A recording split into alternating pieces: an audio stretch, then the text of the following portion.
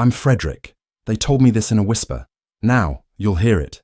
Enjoy watching. Through the stuffy semi-darkness of the room, where the windows had not been opened for several days, a hoarse sigh was heard, not from fatigue, but from pain.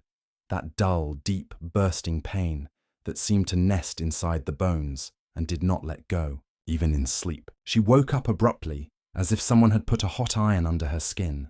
The slight movement of her legs became torture. Her ankles filled with a leaden weight, the veins swelled, as if they lived their own life, pulsating in time with an internal scream. Her hand reached for the phone. The screen showed 8:12. The heat was already raging outside the window, and one glance at the stripes of sunlight sliding across the floor made her feel uneasy. The heat today would be unbearable. There was silence in the room, in which the only sound was her own breathing, intermittent, nervous. The silence in which she was left alone, as she had been for the last few months, with her body, which was betraying her more and more every day. She was in her 7th month of pregnancy, and although the doctors assured her that everything was normal, her legs said otherwise. Inflamed, swollen, every step around the house was like a march on broken glass. Her crutches stood in the corner by the door, like guards, reminding her that even the most basic things, getting to the kitchen, reaching the sink, now required an effort equal to a feat. Today, the pain was different, angry, deep, as if something inside her decided, enough, now you will just lie down and suffer. But she couldn't. She was running out of ointment, and the painkillers that were at hand helped only psychologically. Yesterday she told herself, tomorrow morning we will go to the pharmacy. And now tomorrow came like a cold slap in the face. She understood. The longer she endured, the worse it would be.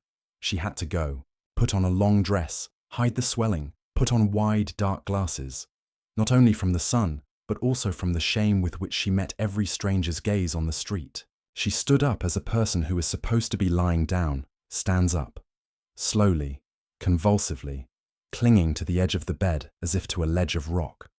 Her face was wet with sweat, although the morning was just beginning. Each movement was accompanied by a suppressed sob, and only after 20 minutes she was able to reach the door. Taking her crutches, she opened the lock, and the first stream of hot air hit her face. Something inside her contracted. She went out into the corridor, and suffocating from the stuffiness and fear, closed the door behind her. The walk to the drugstore, which usually took 10 minutes, became a climb for her. The asphalt seemed to melt under her feet, and every step echoed in her spine with a thud and pain. People passed by, some looked back, some did not. No one approached.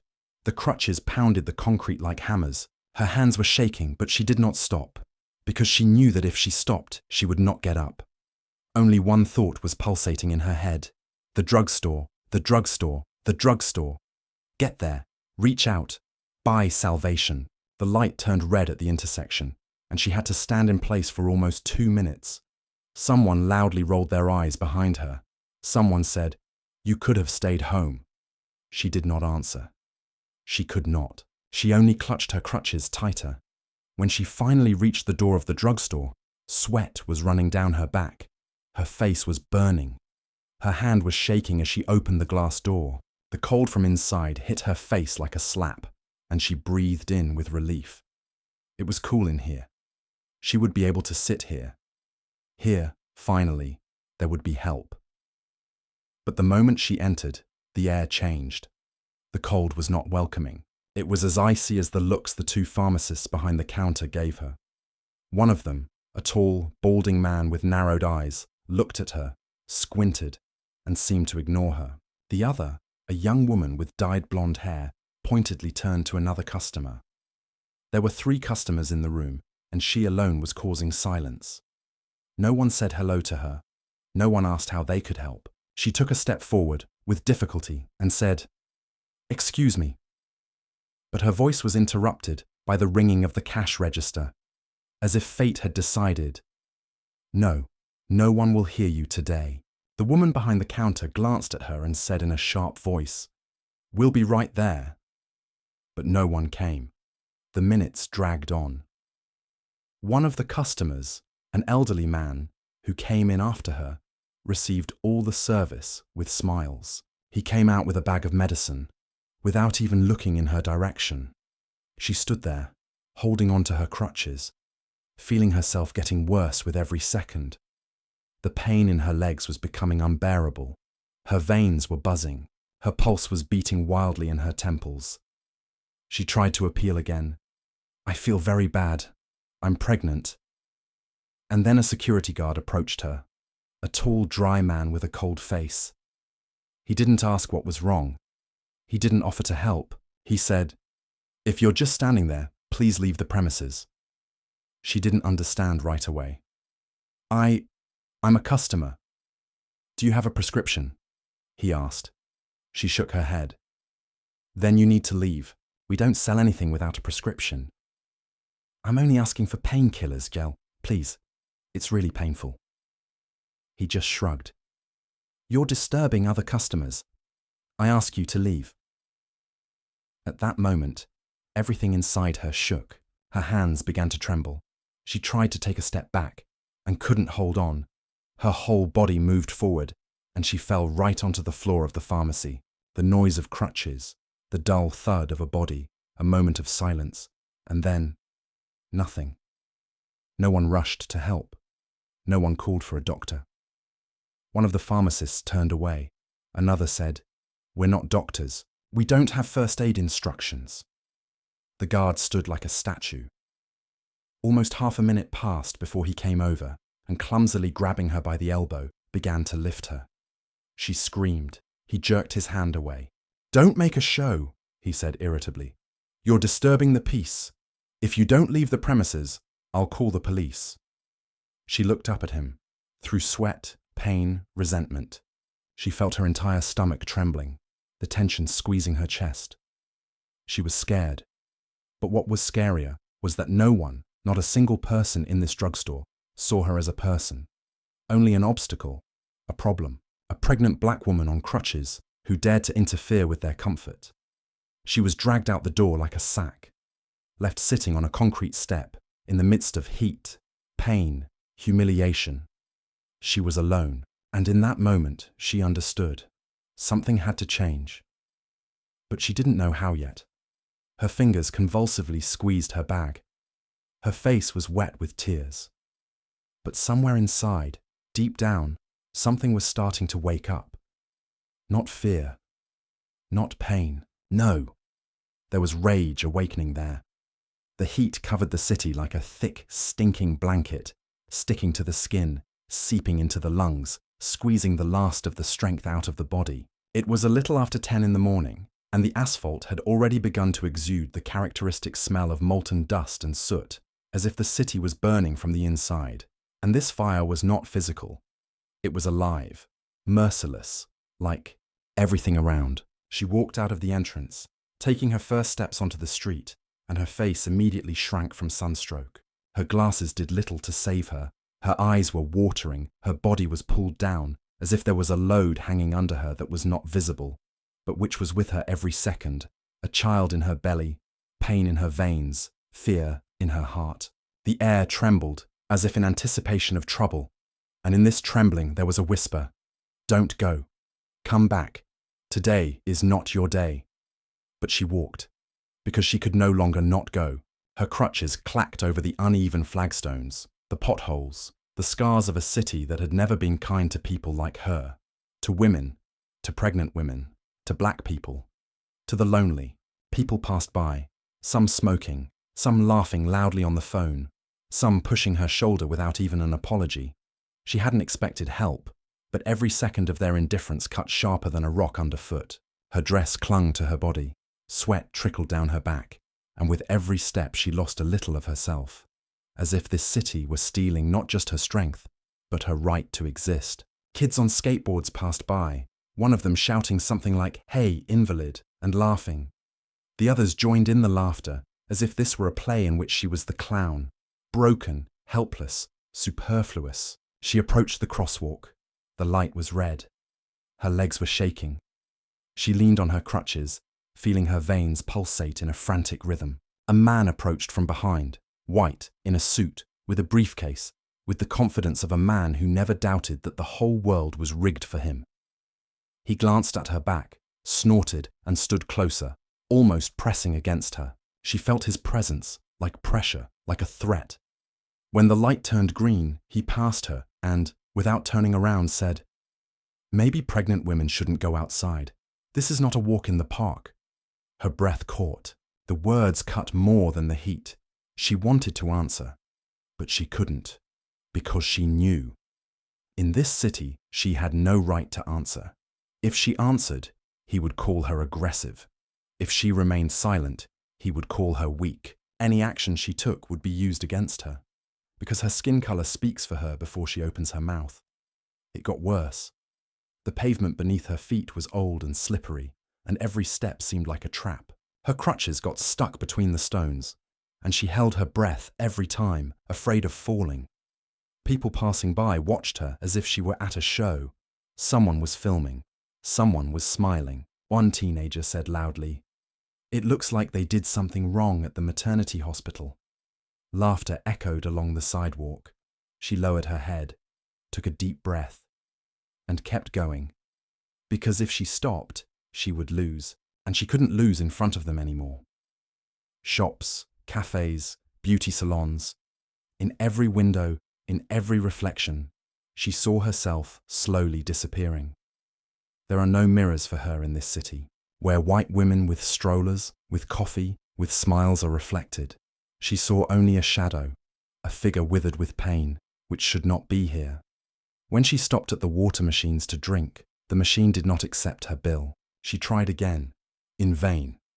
At that moment, a guy in a shirt, white, tall, came up, took the bottle, inserted his card, and received water without any problems. He looked at her and said, "Maybe you have a fake," and left without waiting for an answer.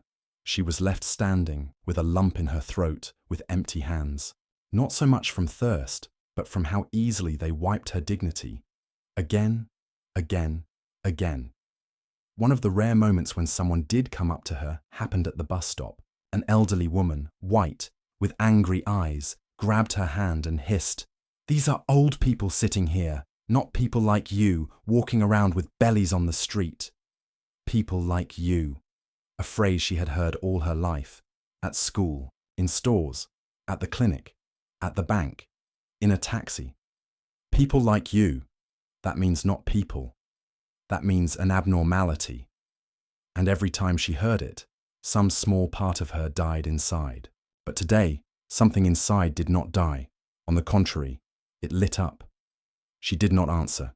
She stood up and walked on, because she knew there was a drugstore ahead, and in the drugstore, salvation, or at least a pause from this torture. But the walk to the drugstore stretched out like a nightmare. The sun beat down on the back of her head. She felt dizzy. She stopped by a tree, the only shade on the block. And again people walked by. And again no one offered her water. One young man came closer, looked her up and down and hissed, "Are you a drug addict? Why are you staggering?" She didn't answer, because she knew that this world didn't want to know the truth. It wanted to believe a convenient lie, that a black pregnant woman on crutches was either a fraud or crazy or dangerous. Because if she was just a person, then everyone would have to admit that they were guilty. When she finally reached the street where the drugstore was, her heart was pounding in her chest like a drum. Her hands were sweaty. Her stomach swayed heavily. She walked as if through cotton wool, and it seemed as if the world around her was losing its colors. She was afraid of falling, afraid of losing consciousness, but most of all, she was afraid that she would not make it to the drugstore in time, that all this would be in vain, because then there would be only one thought left. No one needs you, not the state, not the passers-by, not the city, not even these streets. You are just background, noise, hindrance. She saw a sign, blue, bright, like the light at the end of a tunnel. A drugstore, only 3 meters left. But these 3 meters were the longest in her life. A young woman, white, with a stroller stood in front of the door. Their eyes met. The woman frowned, and without saying a word, she turned her back, as if the very presence of a pregnant black woman in this space offended her. That was the point. The final blow. Everything inside her broke off. She took a step, then another, and pushed the door. The cold hit her face, and she walked in, where it was not rest or salvation that awaited her, but something that would destroy her completely. Because pain is not always physics. Sometimes pain is people who look, who pass by, and think that you do not deserve even a simple look, even words, even water, even to be. Let's take a short break. Write in the comments where you listen to our stories from. Have you ever had something similar in your life, when you felt that you were not noticed, when you faced injustice or indifference? Share your thoughts and experiences. If you are interested in such stories, do not forget to subscribe so as not to miss new ones. We continue. She took a step into the drugstore, and the world around her changed. Suddenly, her breathing became too loud, her movements too noticeable. Beads of sweat rolled down her forehead, but inside her there was no longer any strength or hope. Just one step, then another, and here she was standing in front of the counter, where not only the pharmacist stood, but also the feeling of invisibility that covered her completely. A moment passed, maybe two, but it seemed to her that time stretched out, as in empty space, where there was nothing but her and this excruciating silence. The salesman, an older man in his 50s, dressed in a white coat, did not look up. He did not say hello, did not ask how she could help. He did not even acknowledge her presence. His eyes did not move, did not turn in her direction. He was absorbed in something on his tablet. Her hand shook as she came closer. There was still one last drop of patience, one last spark of hope. She took a step and said quietly, "Excuse me, I need painkillers, an anti-swelling gel. I'm pregnant, and I feel really bad." Her voice hung in the air somehow, not touching anyone. It just disappeared, as if it had never happened. It was too quiet, too small for this world. She continued to stand there, waiting for him to at least look at her. But instead, the pharmacist continued to slide his finger across the screen of his tablet, as if nothing was happening, as if there was no woman standing there, trying with all her might not to break down. A few seconds later, she realized that her words were gone. No answer. No response. It was as if she had never existed. So simple. So abrupt. It was like a punch in the face, but much stronger, to be here, on the verge of a breakdown, in complete pain and despair, and to know that no one cared about you, that you were nothing. She took another step. A suppressed sigh escaped her chest. She repeated the request. "Please, I need something for the pain. I'm swollen." This time louder, but again, there was no answer. All the same, she was nothing, nothing more. Then, as if in response to her words, the pharmacist looked up from his tablet, but his gaze did not meet hers. He looked over her, past her, as if she were not there. It was so obvious that she felt an invisible wall go up between them, a wall that cut her off from the world, from this pharmacy, from anyone who could help her. It was racism, and she felt it in every cell of her body. The feeling that she was not a person, not a customer, not just a woman, but an object of contempt. There was no way to get past that wall. She stood there, unable to move, feeling her hands tightening around her crutches, the pain in her legs sapping the last of her strength. But the pharmacist ignored her. He didn't say a word. He didn't ask her to wait. He simply ignored her. He stood there, continuing to work, as if she didn't exist, as if her presence didn't matter, as if she was air, but not a person. He didn't see her as a person or a client. He saw her as nothing but an inconvenience, a disturbance, a thing that disturbed the order, because she was black, and therefore no one had to notice her. The woman felt her chest tighten with pain and bitterness. Her body was beginning to waste away, as if it was being deprived of something essential to survival. She looked up, and then she saw another pharmacist standing at the register. A young woman, white with brightly coloured hair, was looking at her with attention, but she did not approach. Their eyes met, and it was not just a look. It was something that could almost be called disgust. She realized that this woman did not see her either. She too felt superior. She too considered her useless, alien. She did not approach. She turned away. The feeling of humiliation washed over her like a heavy blanket. She stood there, trying to compose herself, trying to keep the tears from spilling out. She couldn't stand there and cry, couldn't show weakness. But something in her eyes couldn't take it. She felt the tears blurring her vision, and immediately felt every eye in the drugstore turn to her. Some snorted, some went about their business. This was her space, her street, her world, where she would always be an outsider. She finally forced herself to take a step back, desperately clinging to her crutches, trying not to fall. The feeling of helplessness was overwhelming. Everything inside her clenched. At that moment, she realized that she could no longer ask for help, could no longer seek kindness or even human attention in this world, because she was not here, not in pharmacies, not in stores, not on the streets. She was not seen, she was not heard. She was not a person, but simply a background. She turned to leave. The second she took a step back and felt the world trying to push her out again, the pharmacist called out to her, "Hey, do you want anything at all, or are you just standing there, disturbing everyone?" he said without looking up. It was the final nail in the coffin. The final moment when she realized that it didn't matter what happened next. She wasn't welcomed here. She wasn't welcomed. She was just thrown out. On the way out, she almost fell over when she pulled her crutch too tightly. But she went out anyway. She went out into this world that showed her again and again where her place was. And at that moment, when she stood on the threshold of the drugstore, the only thing that remained was a burning feeling of despair that would not go away. It was everything, everywhere. But she kept going, forward, because she had nowhere else to go. She couldn't breathe anymore. Her fingers were clenched around her crutches. Her body was struggling to stay upright, and her thoughts seemed to have scattered, leaving her in emptiness. She was standing in the drugstore, among the people, among the pharmacists, among the shelves of medicines, but she felt like a ghost, as if she wasn't there, as if there wasn't this pain in her legs, this feeling of acute fatigue, these tears that she wanted to hold back but still broke through. She tried to take another step toward the counter, tried to reach out again because she knew it was her only chance. But instead of approaching her, the pharmacist looked up from his papers, glanced at her casually and said, "We're busy right now, wait over there." He pointed to the corner of the store where the empty shelf of vitamins stood.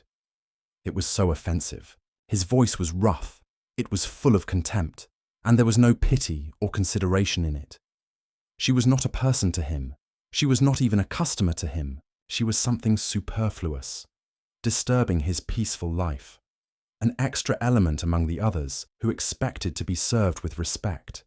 He did not even think that she was on crutches, that she was 9 months pregnant. He did not see her pain. He saw only a black woman who had come to his drugstore, disturbing his peace. With each passing second, her inner world was shrinking.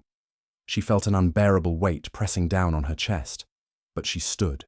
The crutches barely supported her weight, and her legs were buckling, but she couldn't let herself fall. She tried to speak, but her voice suddenly sounded foreign to her, as if she were talking not to all these people, but to someone far away, invisible. "I just need a painkiller," she whispered. "Please." But his gaze no longer met hers. He looked past her, as if she were not a person at all, as if she were nothing, an empty space. A few seconds passed, maybe minutes. He continued to work as if she wasn't there, as if her request made no sense. But what happened next was even worse. Not only did he ignore her, he went and served another customer, a white man, who walked into the store a few minutes later. The man, dressed in an expensive suit, with a carefree expression, simply walked up to the counter. The pharmacist, without even looking at the woman, took a step toward him and immediately began serving him with attention and respect. He spoke to him, smiled, clearly not noticing how she stood there, waiting for help. It shouldn't be like this, she thought. But it was. She felt the coldness settling inside her. Her face went hard, and despite all the pain that continued to tear through her, she couldn't take her eyes off the scene. This man, he was white, with a white face, in an expensive suit, and she was a black woman, trying with all her might to ask for help, and not getting it. She was insignificant. She was just a problem. He didn't see her. He didn't hear her. He didn't know her pain. Her heart was constricted, and the constriction made her feel as if she would break, like a weak reed under the weight of the wind. But she could not cry. She could not show that her soul was dying from this humiliation. She tried to take another step, to say something, to make a statement. But her words were again swallowed up by the same cold, alien air of the drugstore. The pharmacist continued to talk to the white man as if she were simply invisible, as if she did not exist at all. A few minutes later, the white man smiled and thanked the pharmacist and walked out of the drugstore, leaving the woman standing there like a statue, helpless and humiliated. Her hands were shaking and her chest was empty. So empty that the pain in her legs disappeared, leaving only the feeling that she had no place in this world. She stood there and tried to breathe.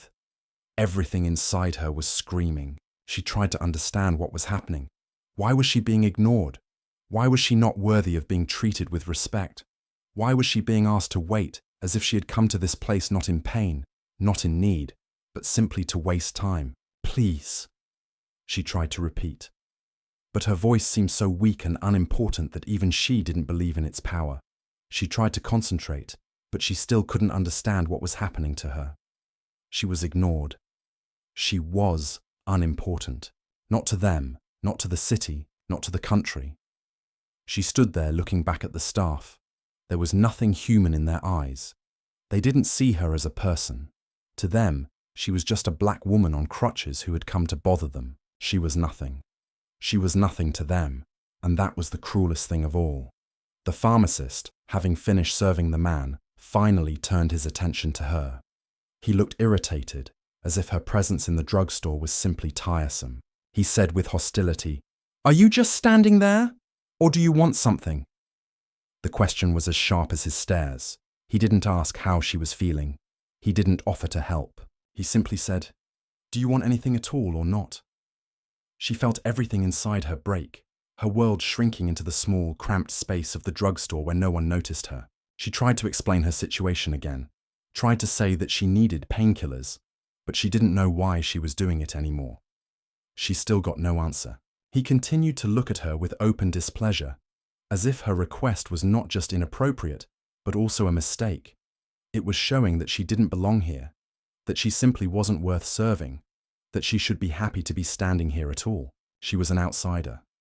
Strange. Different. She was a nobody, not to be cared about, because there was no place for her. Not in the drugstore, not on the street, not in this city, not in this world. She couldn't understand how she ended up here, in this world that had suddenly stopped seeing her. This wasn't a drugstore. This was a place where her existence became insignificant, where her requests became just noise in the air. But this was her last chance. She couldn't leave without getting at least some help. But as soon as she took a step forward, a security guard approached her. A man of about 40, in a strict suit, with a cold, almost lifeless gaze. He didn't say a word of greeting. He didn't ask how she was feeling. He simply came up and stood next to her, making her freeze. There was no interest or sympathy in his eyes, only official indifference, as if she were just an unwanted nuisance. "You can't just stand there," he said sharply, as if ripping her from her very existence. His words were like a blow. They didn't ask. They didn't care. They didn't care that she was sick. He looked at her as if she were a criminal, as if her presence in itself was a violation. "If you don't have a prescription, leave," he continued, his voice expressing nothing but obvious displeasure. Her heart sank. She couldn't believe this was happening. This wasn't just refusing to serve her. This wasn't just ignoring her needs. This was an attack on her dignity, on her very right to exist. She opened her mouth to speak, but the words wouldn't come. She felt her throat tighten and her eyes fill with tears. She was confused. She was desperate, but she couldn't stay silent. I feel sick," she finally whispered, holding back tears. I'm swollen. I'm in pain. I can't take it anymore. Please, help me." Her voice was almost inaudible. It barely touched the air, but it contained everything: a request, and desperation, and pain. She felt her words dissolving in this place as the air around her became thick and heavy. But the guard did not move. He did not show a drop of sympathy, did not give even the slightest hint of understanding. He did not even try to hide his irritation. His gaze remained cold and official. I said, "If there is no recipe, leave." His voice did not waver. He did not try to find out what was wrong with her. He did not try to understand. He just stood there like a stone wall, and his presence was like a sentence for her. He did not look at her face. He did not see her tears, her pain. He just wanted to get rid of her, like an unpleasant element. Her face turned pale, and tears started to flow. She couldn't hold them back. She couldn't hide her helplessness, her pain any longer. She felt like her whole world was collapsing, like everything she had tried to hold back was bursting out. And at that moment, when her feelings reached their peak, the guard stood right in front of her like a wall and said, even more coldly, "If you don't leave, I'll call the police." Her world suddenly became even darker. It wasn't just a threat. It was a warning, an open invitation to suppression. She felt her body collapse onto the floor, as if the entire earth had been pulled out from under her. She felt her hands tighten around her crutches, and her fingers went cold. She looked at the guard. And in that moment, he was the embodiment of all the injustice, all the stereotypes, all the contempt she had faced her entire life. He didn't see her as a person. To him, she was just a problem to be fixed. It didn't matter that she was pregnant. It didn't matter that she was suffering. None of that mattered to him. There was something cruel churning in her chest, something that was stuck, not letting her breathe. She was ready to break. But her mind, despite everything, kept working, kept trying to collect itself. "Please, I can't," she whispered again, but her voice was not heard. He didn't hear her, like everyone else. All he heard was emptiness. He just wanted it to go away. "You don't belong here," he said with even greater insistence, not hiding his hostility. "You're disturbing the peace." Every word he said was like a knife to the heart. It wasn't just a slight. It was a confirmation that she was superfluous, that her existence had no place in this world. He wanted her gone. He didn't want her here. He wanted to rid this place of her presence, and perhaps it was as natural for him as it was for other people to see her as a mere stain to be erased. Her breathing became ragged. She felt her legs giving way, but she couldn't fall. She couldn't. Her pride wouldn't let her be broken. But this fear, this pain, this residue of humiliation she felt, she couldn't fight it anymore. She couldn't. I won't leave," she said, her words full of pain, but still defiant. "You can't just throw me out. I'm a person." But the guard just shrugged, his face still stony and indifferent. He didn't see her as a person. He saw her as an obstacle that had no right to exist. He saw her as an unwanted face that needed to be removed. She took a step back, trying not to drop her crutches. She knew that if she stayed, things would only get worse. She knew that she saw no help or mercy here. She was superfluous. In this world. In this place. She felt her tears streaming down her cheeks, her body aching with every step, but she still walked towards the exit. Because she had no choice but to leave. At that moment, she realized that the entire world, even the smallest corner of it, was not ready to accept her.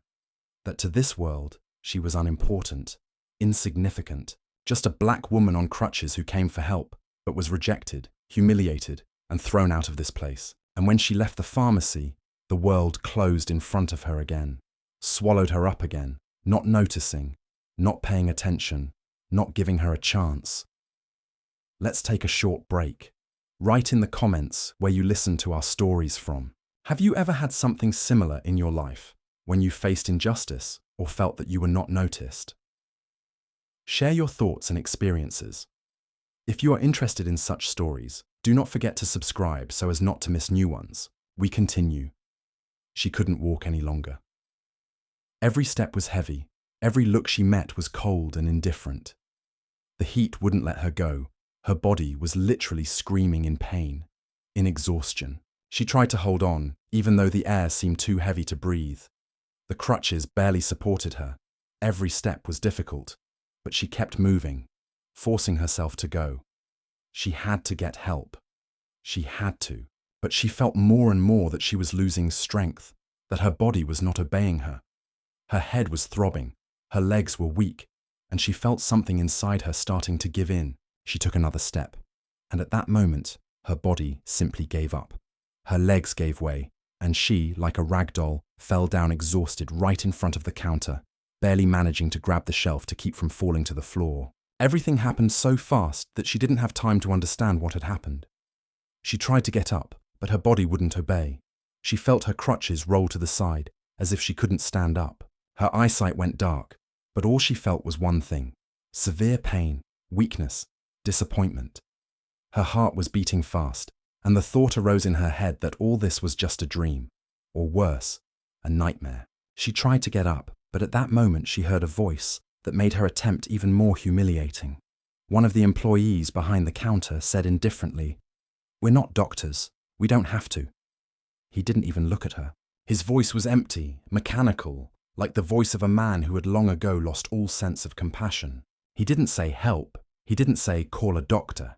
He simply stated that they didn't have to, as if her fall was something ordinary, something not worth his attention. He was right, in his opinion. He didn't have to. He didn't have to help her. He didn't have to see her suffer.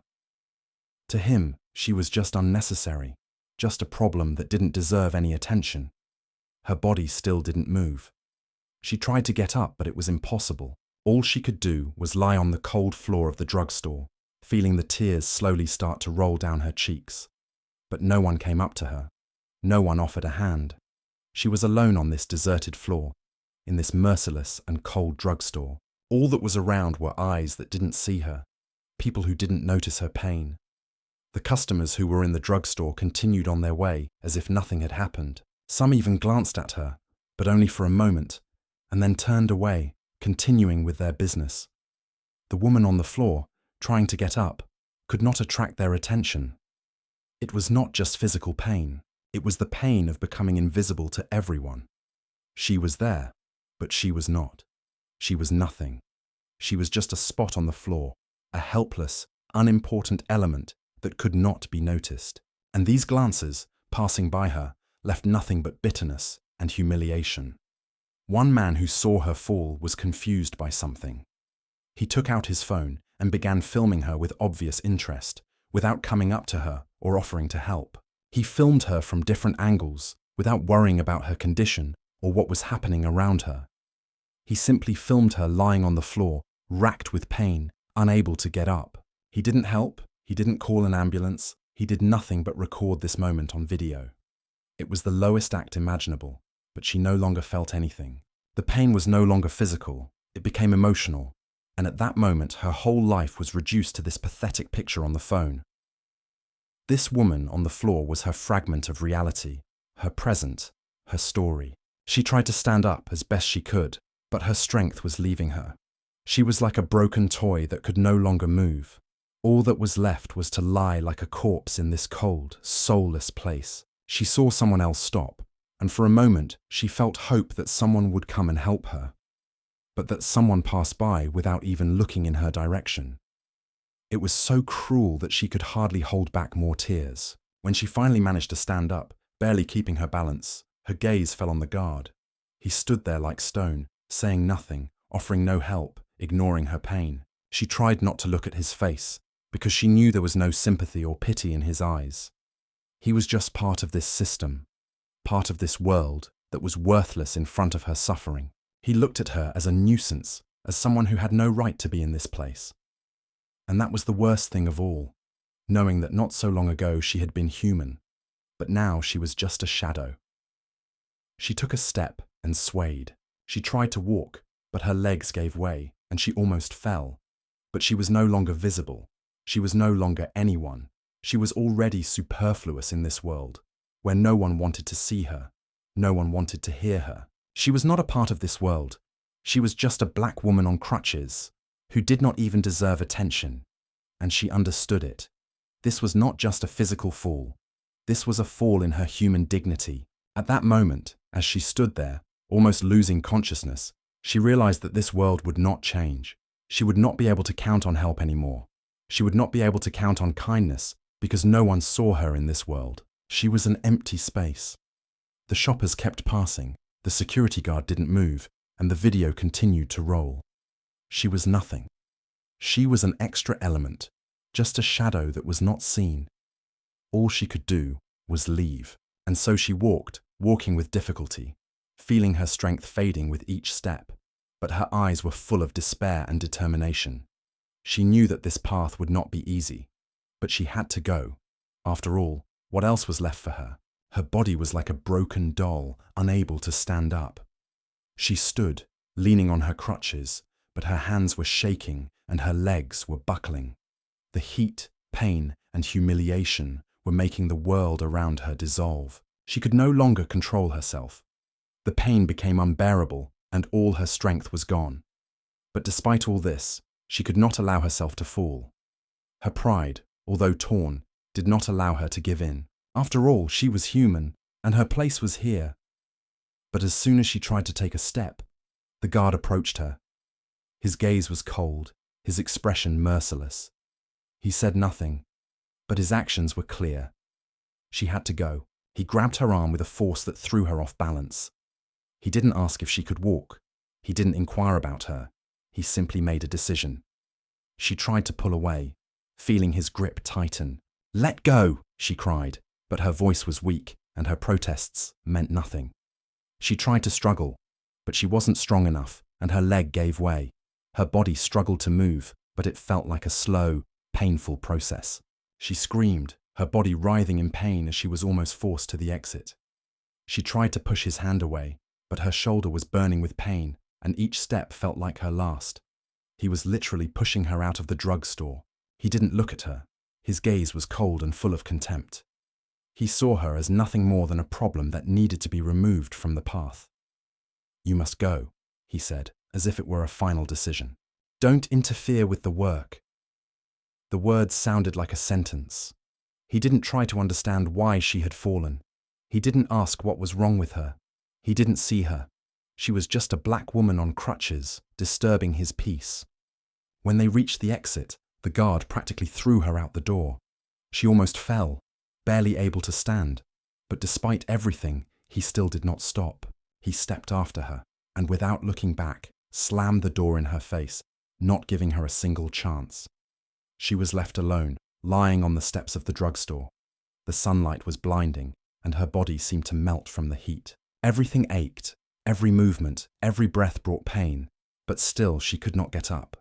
She remained lying, looking at the sky, where there were clouds that did not move. It felt like all life was frozen in one moment. Everyone around her continued their lives, but she could not find the strength to get up. It was empty. Silence. At first, no one came. People passing by looked at her, but did not stop. She saw their looks. Some were filled with contempt, others with fear. No one wanted to deal with her. She was not a person to them. She was something alien, unpleasant. It was so obvious that the pain from it was even greater than the physical one. She heard footsteps. Someone passed by, and her eyes met the face of a man who looked at her as if she were dirt. He walked quickly, with a clear expression of hostility on his face, and did not even think to stop. His gaze passed her, and like a polite curse, he whispered something under his breath. She could not understand what, but she knew it was not something good. She felt her heart breaking with pain and humiliation. Then a young woman with a child passed by, and despite her concern for the baby, her face showed nothing but disgust. She looked at the woman on the ground, then at her child, squeezing him tighter, as if he might become infected by her presence. "Oh, I knew she was lying there," she said, not even trying to hide her distaste. At that moment, the woman felt everything inside her break. She couldn't take it anymore. She couldn't be a part of this world anymore, where they were just waiting to knock her down, throw her out on the street and forget her. She tried to get up, but her strength left her again. She couldn't. Someone stopped by, but it wasn't a person who could help. He just held out his phone, recording her. His face was impassive. He didn't say a word. He wasn't there to help. He was there to record her humiliation and show it to the world. The video he was filming danced in front of her in space. Her fall, her helplessness, her isolation, and all she could do was watch it as if it were her own death. Tears she couldn't hold back started streaming down her cheeks. She felt so weak, so humiliated, that she couldn't even stand up. Take me off, she thought. Take me off completely. Because there was no place in this world for someone like her. A few minutes passed, maybe more, but it seemed to her that her entire life was frozen in that moment. People kept passing by. Someone might have offered her a hand, but no one did. Her face was unimportant. Her existence was unimportant. She was just a shadow to this city. At some point, when her heart finally started beating normally, when her consciousness cleared up a little, she felt her strength gradually returning. But despite this, her soul was empty. Her body ached, her heart was broken, but the pain of not being seen was the worst. It was a humiliation she couldn't bear. She was so alone, so alien to everyone around her, that even the air she tried to breathe seemed toxic. No one came. No one asked if she needed help. No one offered a hand. She was left alone, in the dust, under the scorching sun, and all she could do was get up and keep going. But she didn't know where to go. There was no place, no time. Everything was destroyed. She sat on the curb, gritting her teeth, not allowing herself to fall completely. The pain still gripped her body. Every breath was excruciating, and the tears that streamed down her cheeks seemed unbearable. She knew that no one saw her as a person. She knew that no one would stop and offer a helping hand. This world was not for her. It was not for people like her. It was not for black women on crutches, for pregnant women in pain, for people who needed care. This world was for others, and her place in it was only at the bottom. Her gaze was fixed on the void, but her thoughts, like sharp knives, did not give her peace. She could not understand what was happening to her. Why could she not be like everyone else? Why was her existence so insignificant, so easily ignored? Why were her pleas for help, her suffering unimportant? Her heart could not understand what was happening to her soul. What was this emptiness that took away her hope and turned her into a shadow? People kept passing by, ignoring her presence as if it was something insignificant. She sat on the curb, head down, arms wrapped around her knees, feeling her body, this exhausted, tired body, begin to give in. The pain was only temporarily relieved, but she sat there, trying to find some small bit of strength to get up and walk. Suddenly a man stopped in front of her, his gaze cold and appraising. He looked at her as if she were an unnecessary thing, as if she were some kind of misunderstanding. "Don't play the victim," he said with disdain. "Everyone wants attention these days. It's all a sham. If you don't like it, don't sit here." His words cut into her like a knife, but she no longer tried to hold back the tears. They rolled down her face, ignoring his coldness, his mockery. She was a victim, that was obvious, but why couldn't she just be a person in pain? Why didn't her suffering deserve sympathy? Why were her tears nothing to this man? He looked at her as if she were an element that was preventing him from going further, and, not receiving an answer, he continued on his way. He left without turning around. He did not see her, did not understand her pain. He did not see her as a person, did not see her tears, did not notice how her soul was dying with every step she took in this world. He simply left, and she was left alone, on the curb, as always, alone in this world that was not for her. But all she felt at that moment was not helplessness, but an unbearable heaviness. How hard it was for her, how she wanted to forget, just go into the void, not feel anything. But she couldn't. She couldn't give in. She couldn't break. Her tears weren't for others. But she wasn't helpless. She wasn't pathetic. She was strong. And despite everything that was happening to her, her gaze became hard. There was no way she would be nothing. She was human, and she knew it. Her hands were shaking, but her gaze was unwavering. It had become like stone, with strength and determination. She couldn't allow herself to be a victim anymore. Not anymore. Her body, despite the pain, became tense as a string. She gripped her crutches, feeling them not just supporting her, but becoming part of her resolve. Suddenly she stood up, not right away.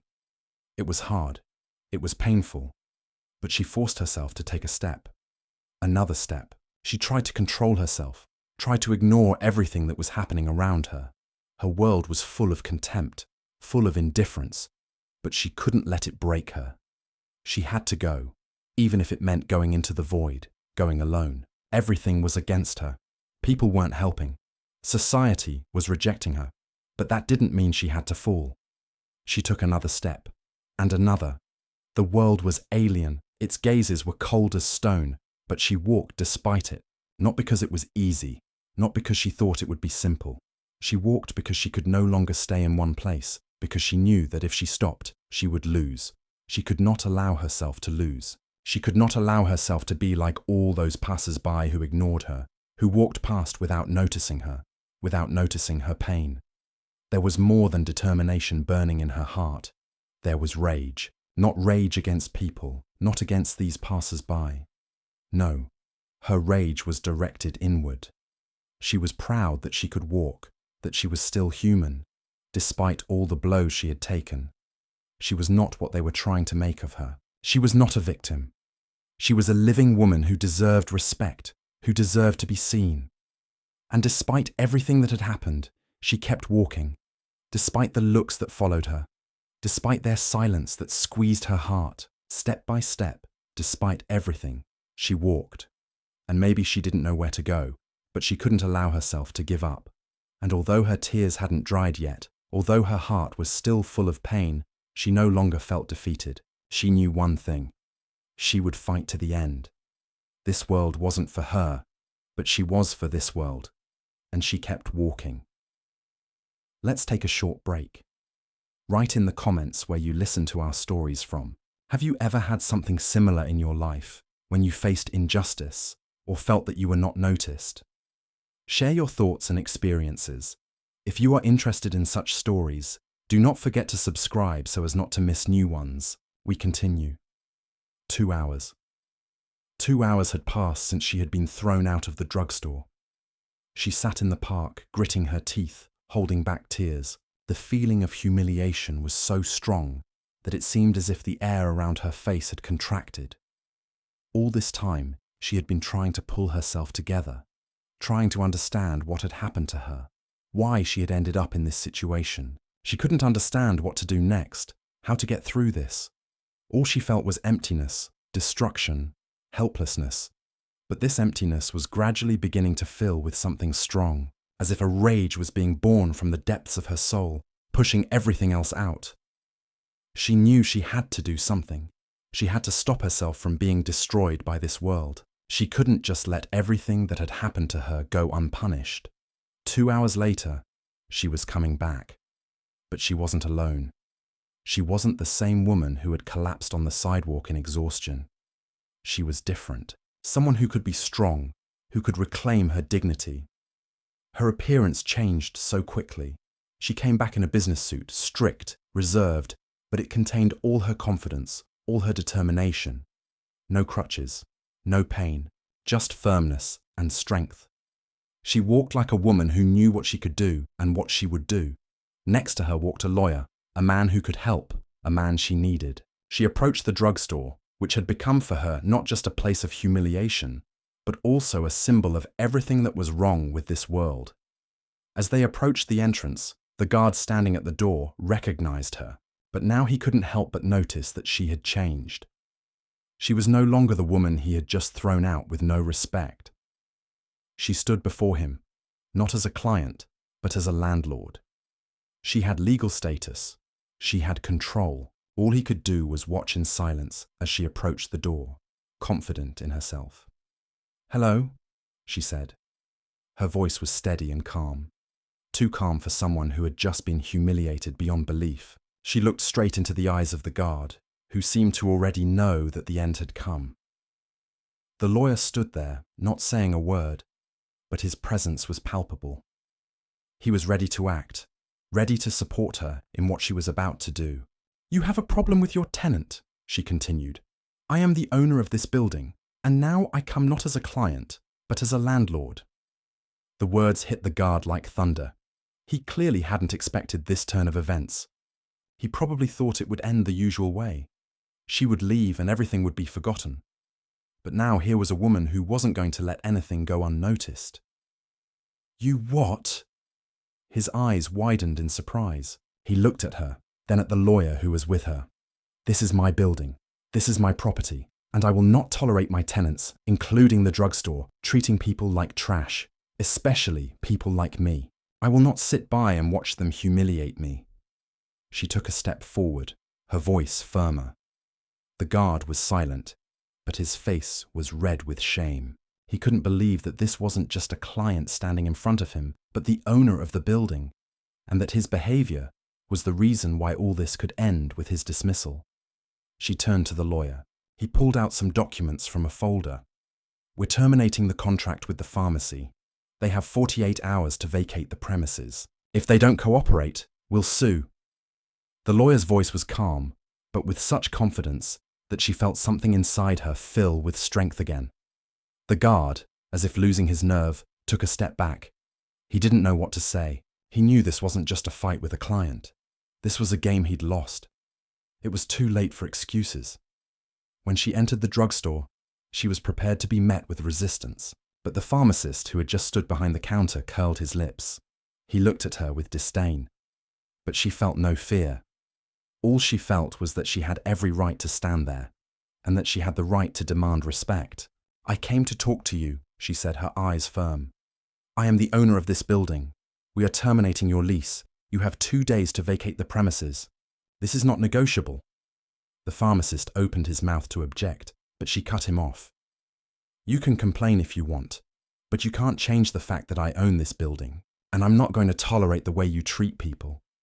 Her words sounded like a death sentence. She was sure of her right. All the employees who were in the drugstore stood silently. They couldn't say anything. They just watched as she burned away their self-control with every word, as she destroyed everything they had tried to build in this place. They realized that this woman, who had been humiliated just a few hours ago, was now their boss. And now they couldn't look at her with disdain. They couldn't ignore her. Her words were like an iron hammer that pounded their self-respect. The lawyer put the papers on the table and added, "We will do everything according to the law. But if you need time, we can give it to you. However, the fact remains that you broke the rules, and now you will have to pay for it." The pharmacist and the guard were silent. They didn't know what to say. They had no words for this woman who had just pulled the rug out from under them. At that moment, they realized that their contempt and the humiliation they had tried to heap on her had turned against them. The owner, lawyer, and papers in hand stood there like a winner, giving them no chance to defend themselves. She could see their faces changing. She could feel them realizing that it was over, not the way they expected. She was no longer one of those who were humiliated, who were helpless. She was the owner, and now the world had to admit it. She walked into the drugstore confidently, with documents in her hands, and there was no fear or doubt in her eyes. She was not just a woman, not just a client. She was a landlord. And that meant that her words were now law for these people, and they could not ignore it. Behind her was a lawyer, and his presence emphasized the seriousness of her intentions. The security guard, who had recently tried to throw her out, now stood in the corner, not knowing how to behave. He was silent, did not raise his eyes. He knew that his role here was over. She stepped toward the counter where the pharmacist stood and saw their faces begin to turn white.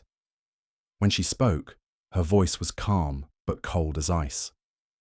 "I came here to finish our conversation," she said, holding back her anger. "I need you all to gather." She glanced at each of the employees, and they in turn looked down. It was obvious at that moment that they realized the situation was out of their control. She wasn't just someone who came for medicine. She owned this building, and now she controlled everything that happened here. The staff began to slowly gather. It was like the process of people finally realizing that everything they had done would now have consequences. They were ready to hear her demands. One of the pharmacists tried to smile, but it was an insincere smile, more an attempt to hide his anxiety. He didn't know how it would be. He didn't know what exactly she was going to do, But one thing was clear. She wasn't here to ask. She was here to demand. She placed a folder of documents in front of them. The lease terms, all those papers they had once signed, which were now instruments of her power. She pulled them out and placed them on the table, opening to the page with the contract. You signed these documents, and I would like to remind you that they clearly state the terms under which your behavior will not be tolerated here. I cannot afford to continue to have tenants like you. She paused, and her gaze grew even harder. The pharmacists began to exchange glances, and they clearly realized that they were faced with something they had not expected. But she was not going to stop. May I remind you that your pharmacy is on my premises, she continued, her words icy, which means that if you continue to ignore customers and even humiliate them, as happened to the woman you kicked out on the street, I will be forced to terminate my contract with you. The pharmacists stopped smiling. They were shocked. Their faces turned pale. One of them, the one who had tried to ignore her at the beginning, shifted nervously from one foot to the other, but could not utter a word. The other, the one who had taken part in her humiliation, was still trying to smile, but it was now weak, confused. He opened his mouth, but words would not come out. We didn't know, muttered one of the pharmacists, the one who had been helping serve another customer, ignoring her. His voice was shaking, and he was clearly trying to justify himself. We thought it was a misunderstanding. He trailed off when he saw the determined look in her eyes. He knew it wasn't just a fluke. It was calculated, not justified by haste or inattention. It was blatant racism, unconscious but real. Her gaze hardened, and she placed the documents on the table for everyone to see. You didn't know, she repeated, as if the question didn't matter. So you didn't know I owned this building. You didn't know you were deceiving me, ignoring my rights and humiliating people. You weren't disgusted with this. You didn't know there were consequences for your actions. The lawyer stood by and watched the events unfold. He did not intervene, but his presence strengthened her position. He was ready to act if necessary. And when the pharmacists began to justify their behavior, he only frowned and remained silent. He knew that words did not matter. He knew that they could not hide from the consequences anyway. We didn't think it was that serious, the second pharmacist tried to explain, but his face paled even more. He began searching for an excuse, and his voice became hoarse. We didn't think she was reacting like that. React like that, she interrupted, her voice thick with rage. You didn't think she was human? You didn't think she deserved respect? You didn't think a woman on crutches, with pain and problems, might be a customer, not a liability to your business? Now the entire staff of the pharmacy stood silently. No one could say a word. The security cameras recorded every moment, every movement, every look. They were aware of everything. Everything they did was recorded, and they could no longer play games with her. All the excuses they had tried to make up became empty. With every word she said, they lost support, lost confidence. She was destroying everything they had built in this place. She was destroying their excuses, their lies, their indifference. I don't want to hear your excuses, she said, her voice clear, without the slightest hesitation. I don't want to hear that you didn't know. It doesn't matter. I'm terminating your lease. You will be required to leave this premises within 48 hours. And if you don't leave in time, we will sue. The lawyer opened a folder of documents and laid them out in front of the pharmacists. This is a legal document. We are waiting for your official response, but the fact remains. You have violated the contract, and the consequences for you will be serious. The pharmacists stood in complete silence. They were stunned. They didn't know how to react. Their eyes were full of fear. But they knew one thing. This wasn't just a threat. This was reality. And now they couldn't hide from it. All they could do was remain silent and accept their fate. When they couldn't come up with any excuses, the woman and the lawyer turned and left the drugstore, leaving behind them the feeling that their world was no longer what it had been. In that moment, they realized that everything had changed for them, that no one could ignore them anymore, that the world they had found comfortable was now alien, and that it was their mistake, a mistake they couldn't fix. Let's take a short break. Write in the comments where you listen to our stories from. Have you ever had something similar in your life when you faced injustice or felt that you were not noticed? Share your thoughts and experiences.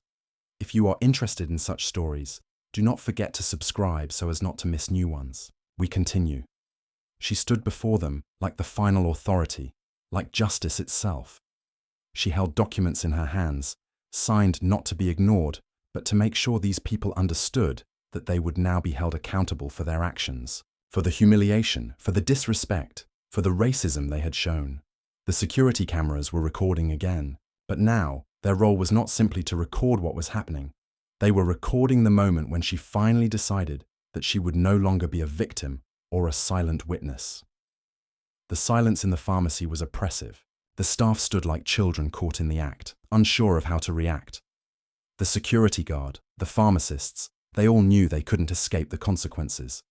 She wasn't the kind of person to be thrown out. She was the one who would administer justice, and she did it silently, calmly, without further ado. "The lease is terminated immediately," she said, her voice firm, unwavering. She laid the papers in front of them and put them on the table. "You have violated the terms of your lease. I will not tolerate this kind of treatment of my tenants. And if you do not vacate the premises within 48 hours, I will sue." The words were simple, but they carried thunder. They were not just words. They were the law, and she spoke it.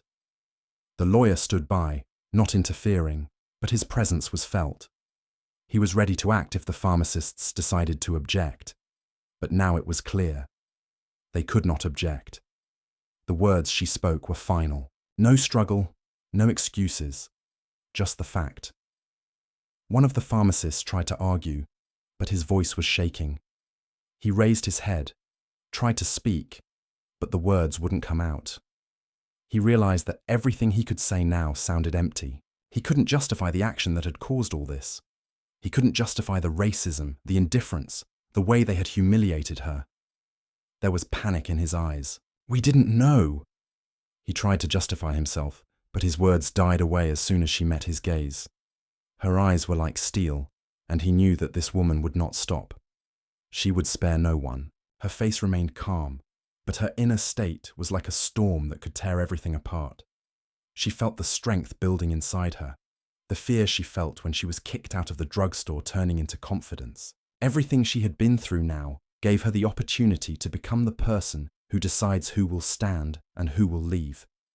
48 hours, she repeated, letting them know that these weren't just words. This was her decision. This was her demand, and she knew they couldn't ignore it. The cameras continued to record, and now every moment, every look they exchanged was captured. There was no escape, no way they could turn this around. She was right. She was in control. She didn't look at them with hatred. She looked calmly. She didn't want this to be personal. This was just business. This was just the right of the owner. But each of them felt how this wasn't just a legal action. It was something personal. It was a reminder that their injustice was visible, that their actions were predictable. They couldn't escape the consequences, and now they knew it would cost them much more than just a fine. This was their humiliation, and she, with the papers in her hands, the determination in her voice, was the one making them pay. One of the pharmacists stood up, his face white, and said they didn't know, that none of this was intentional. But his excuses couldn't undo what had already been done. She didn't hear those words. She couldn't trust these people anymore. They had stopped being people to her the moment they ignored her and her needs, the moment they humiliated her, the moment they left her lying on the sidewalk. "Are you trying to justify your actions?" she asked, her voice like a knife that pierced the abyss of their lies. "You mean you didn't see me?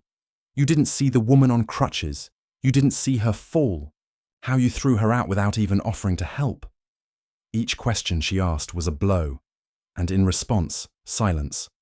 A silence that said more than any words could. The lawyer added, "It's all on record. The CCTV cameras recorded the entire incident. Now if they don't leave the premises within the allotted time, we'll sue. We can proceed." He spoke calmly, but it was clear he was prepared for any outcome. The pharmacists were silent. They couldn't say anything. They couldn't justify their behavior. All their excuses were empty. And every moment, every look they exchanged, was evidence that they understood that their game was up. She knew that her decision was the right one. She wasn't trying to prove anything to others. She wasn't trying to pretend that she didn't care what they thought. Her task was simply one: to restore justice. She knew that now she was taking back what had been stolen from her. She wasn't just a victim. She became a person who decided who was right and who was wrong.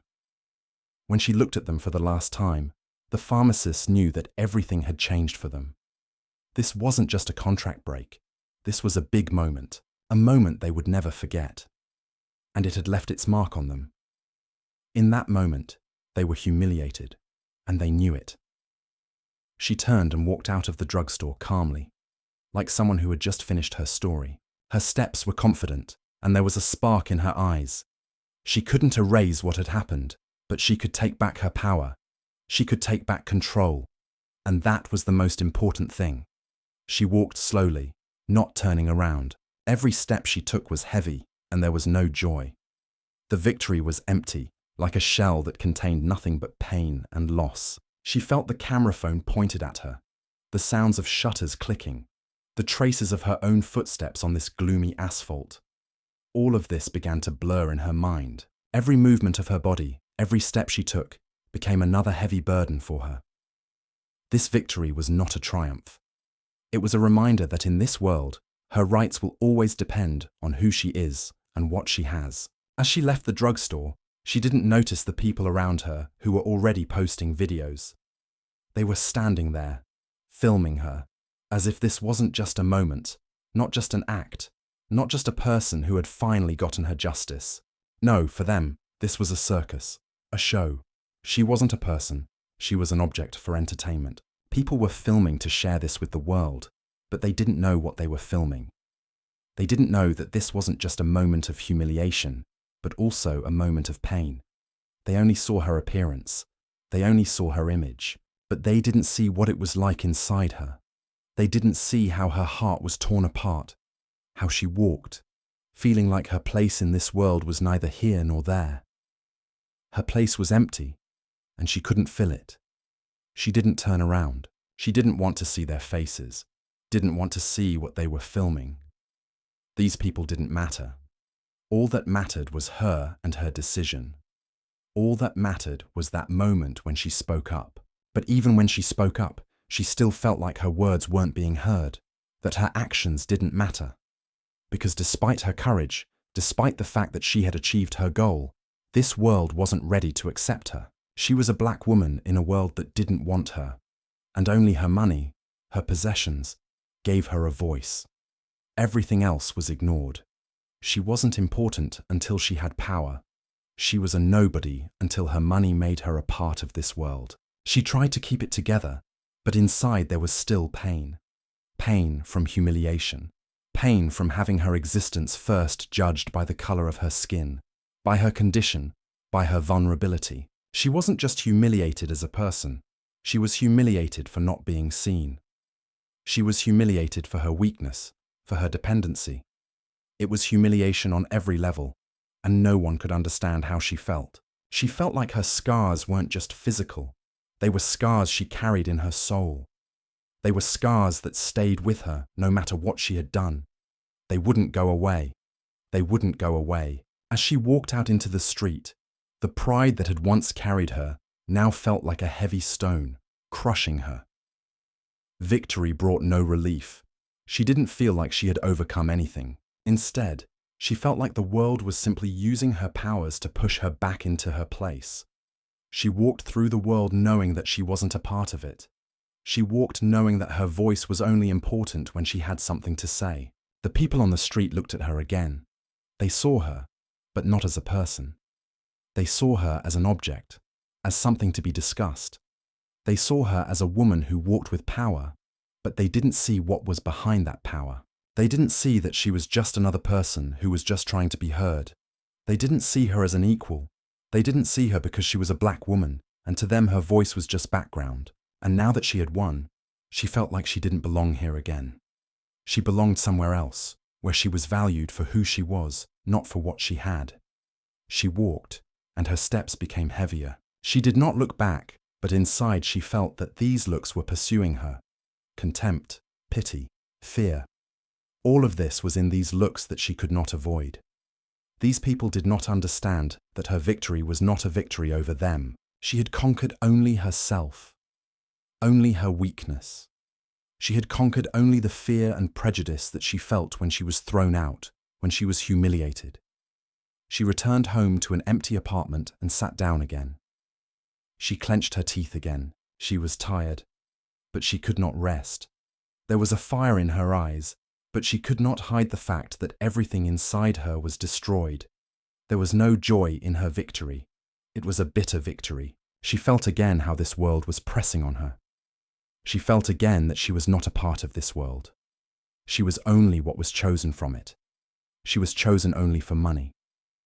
It was not a triumph. It was survival. And there was no joy, no relief. She felt again the residue that this world left behind, the residue of racism that was deeply rooted in this society, even if it was hidden behind a facade. She realized that this world was not set up for equality, but for submission. And if you didn't have the ability to give them what they wanted, then you simply didn't exist. You weren't heard. And now, even though she had been able to take her power, she knew that her voice would only ever be valued when she had something to give. And that fact stayed with her, reminding her that even her victory wasn't real. She had won only because she could be part of what they were comfortable with. She was a part of the system, not its destroyer. And when she rose again to continue her life, she knew it wasn't just a victory. It was silence, a silence that spoke louder than words. It was the silence she took from this story, the silence that was her reward. But silence wasn't a triumph. Silence was what remained after all she had been through. And in that silence, in that emptiness, there was no joy. There was only the knowledge that in this world she would always be seen through the lens of her possibilities, and never through the lens of her worth. What do you think about this story? Write in the comments if you have ever experienced racism or injustice in your life. We really value your opinion and every word you say. You are incredibly important to us, and we are grateful that you are with us. Don't forget to subscribe, like, and share this video with your friends. We wish you a good day, and write a phrase on the topic in the comments so that we know that you listened to the end.